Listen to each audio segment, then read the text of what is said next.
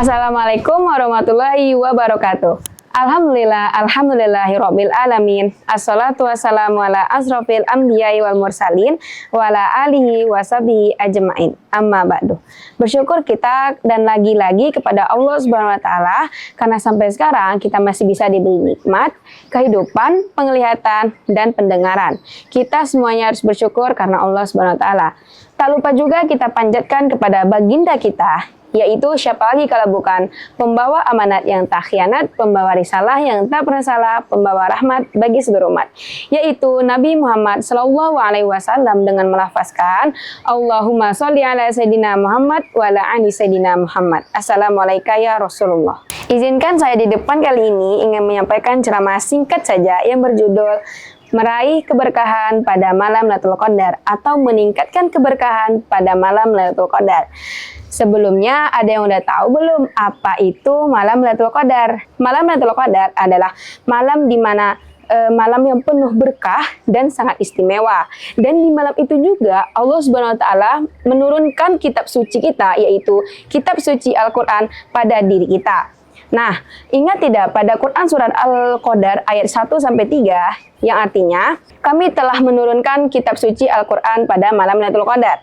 Dan apakah kamu tahu apa itu malam Lailatul Qadar? Malam Lailatul Qadar adalah malam yang lebih baik dari 1000 bulan.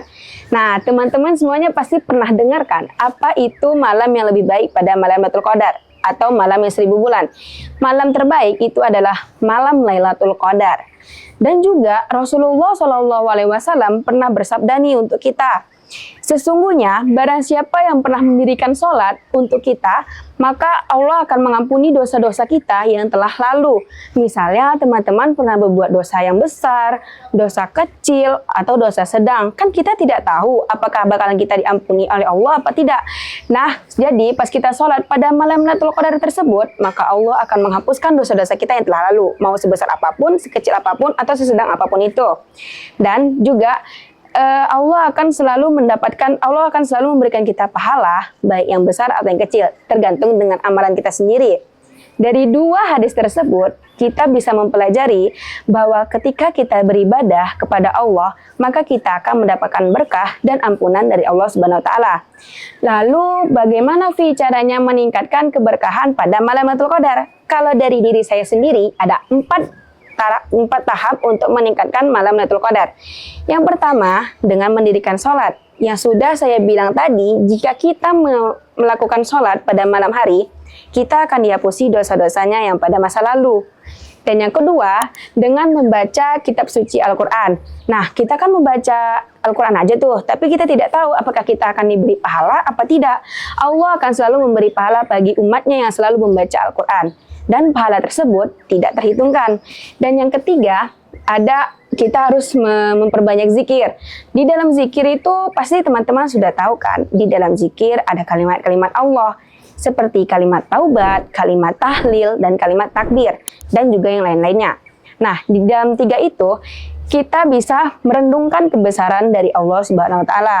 Dan yang keempat, terakhir dengan memperbanyak doa kita. Nah, kita nih banyak kemauan kita pengen jadi ini, pengen jadi itu, pengen jadi ini, tapi kita tidak berdoa dan tidak ikhlas atas niat Allah Subhanahu wa taala. Kita percuma saja jika kita berdoa tidak ada usahanya. Nah, jadi kita berdoalah kepada Allah, insya Allah akan mengabulkan doa-doa kita yang telah kita minta. Tapi harus niatnya yang ikhlas ya, dan demi Allah Subhanahu wa taala.